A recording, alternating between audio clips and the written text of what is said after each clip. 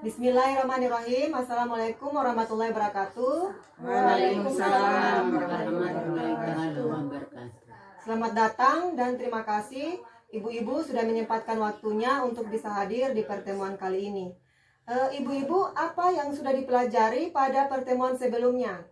Mendukung ibu dan ayah untuk memberikan stimulasi pada bayi. Oke, apakah ibu-ibu sudah menerapkannya ya di rumah? Iya, sudah. Oke, jadi pertemuan kali ini itu kita akan membahas bagaimana mencegah stunting dengan mendukung pemenuhan kesejahteraan bayi baru lahir dan ibu menyusui. Jadi pada pertemuan ini saya akan bagi ke dalam dua kelompok. Untuk kelompok 1 yaitu bayi baru lahir dan untuk kelompok 2 yaitu ibu menyusui. Jadi untuk kelompok 1 saya akan bagikan ya. Untuk kelompok 1 silakan ibu. Dan untuk kelompok 2, oke, jadi saya minta kepada masing-masing kelompok untuk mendiskusikannya. Kalau bisa silakan ibu-ibu diskusi. Bagaimana ibu-ibu, sudah selesai ya? Sudah. Oke. Selanjutnya saya akan bertanya kepada ibu-ibu ya. Dari hasil diskusi tadi, untuk kelompok 1 tentang tabel kebutuhan bayi baru lahir sampai dengan usia 6 bulan. Untuk fisiknya, Pemberian ASI eksklusif. oke. Siapa yang memberikan ibu? Ibu. Terus yang selanjutnya apa lagi? Inisiasi menyusui dini. Oke, siapa yang memberikan ibu? Ibu. Oke, selanjutnya untuk kebutuhan mental.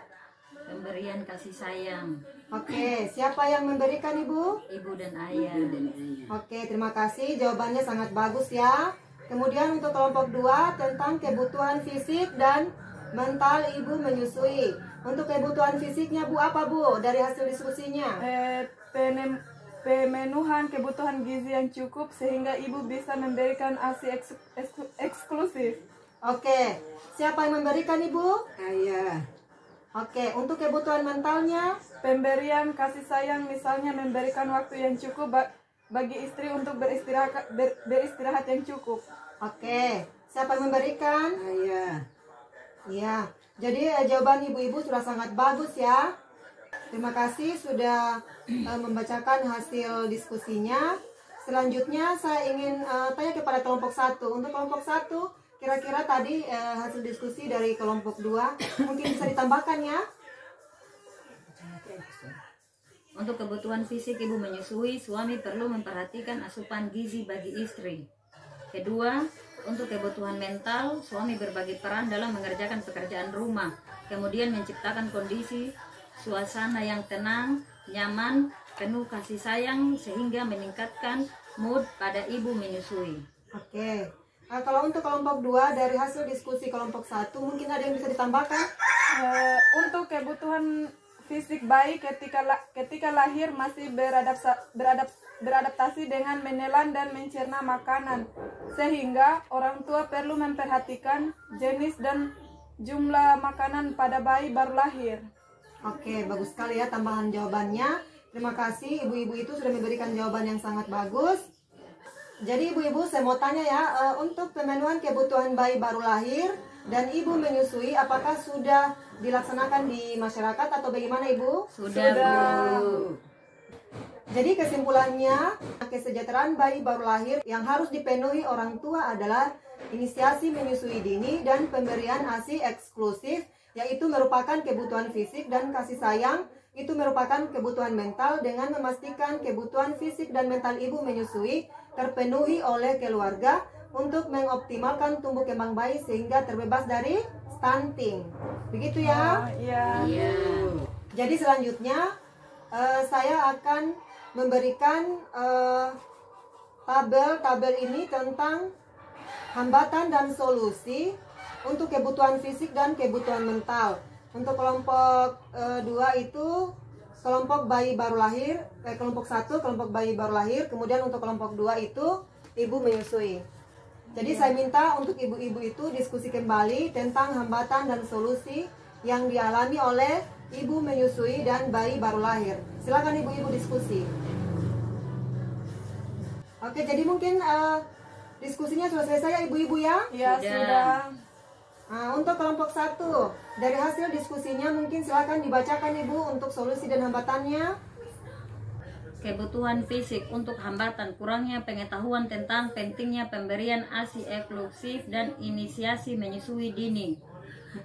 Untuk solusi, mengetahui kelas ibu hamil untuk mendapatkan informasi mengenai perawatan bayi dan IMD. Kemudian untuk kebutuhan mental, untuk hambatan kurangnya waktu bersama anak karena sibuk mencari uang. Untuk solusi, meluangkan waktu untuk bersama anak-anak. Oke, bagus sekali ya jawabannya ya. Kemudian untuk kelompok 2 silakan dibacakan hasil diskusinya Ibu. Kebutuhan fisik untuk hambatan kurangnya asupan makanan bergizi bagi ibu hamil.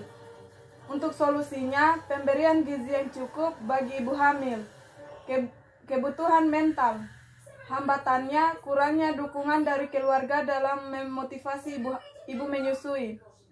Untuk solusinya, memotivasi atau memberi dukungan dan kasih sayang, terutama dari suami agar ibu menyusui tidak stres.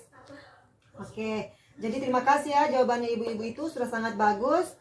Jadi kesimpulannya adalah kebutuhan fisik dan mental bagi bayi baru lahir itu dan ibu menyusui dapat terpenuhi dengan memanfaatkan layanan yang tersedia di masyarakat, misalnya posyandu, puskesmas, PAUD, BKB, atau program bantuan sosial bagi keluarga penerima manfaat atau KPM berupa program sembako, kegiatan P2K2, pertemuan-pertemuan yang diselenggarakan untuk mendukung kapasitas keluarga. Oke, jadi mungkin sampai di sini sudah paham ya? Iya.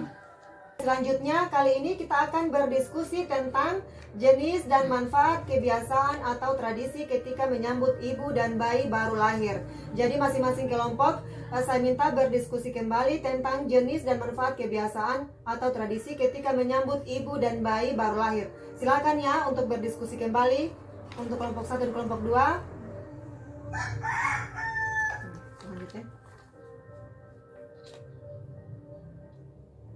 Oke, untuk kelompok 1, silakan mungkin sampaikan hasil diskusinya Ibu. Jenis dan manfaat kebiasaan atau tradisi ketika menyambut ibu dan bayi baru lahir. 1. Ibu dan anggota keluarga lain dapat memberikan kegiatan sederhana pada bayi, karena sentuhan hangat dari tangan orang tua dapat memberi banyak manfaat untuk perkembangan bayi. 2. Orang tua juga dapat mengajak bayi berbicara atau bernyanyi agar bayi lebih menikmati masa-masa berdua dengan orang tua. Oke, jawabannya sangat bagus ya. Kalau untuk kelompok 2 bagaimana Ibu? Jenis dan manfaat kebiasaan atau tradisi ketika menyambut ibu dan bayi baru lahir. 1. Ibu menyusui mengonsumsi jamu dan daun katuk sehingga daya tahan tubuh dan nafsu makan ibu menyusui meningkat. 2. Pemakaian bedak dingin untuk ibu menyusui yang dioleskan pada wajah sehingga meningkatkan percaya diri dan rasa nyaman dan menjaga kecantikan. Oke, terima kasih ya jawabannya ya, sudah sangat bagus. Iya.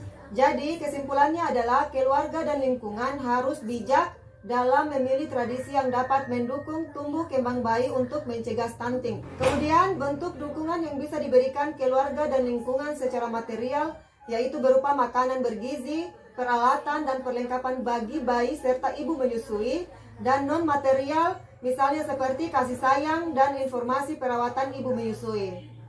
Jadi saya minta kepada ibu-ibu semua untuk mempraktekannya di rumah ya. Iya. Kalau bisa ilmu ini disampaikan juga kepada keluarga atau tetangga terdekatnya. Iya, terima kasih. Jadi saya minta kepada ibu-ibu semua untuk mengumpulkan tabel janji diri ke saya dan untuk metaplannya dibawa di rumah. Begitu ya? Iya. Jadi saya minta kepada ibu-ibu untuk mengoptimalkan bantuan sosial dari pemerintah untuk memberikan kesejahteraan bayi baru lahir dan ibu menyusui. Sampai di sini mungkin sudah mengerti ya? Iya, Bu. Kemudian apabila ibu-ibu ingin mengetahui lebih lanjut terkait bayi baru lahir dan ibu menyusui, maka dapat menghubungi fasilitator selaku SDM Kesos, yaitu kami ya. Kemudian kami akan membantu ibu-ibu untuk merujuk ke layanan atau fasilitas yang dibutuhkan oleh ibu-ibu. Begitu ya? Iya. Mungkin sampai di sini saja untuk pertemuan kali ini. Saya tutup dengan ucapan wabillahi taufiq wal hidayah. Wassalamualaikum warahmatullahi wabarakatuh.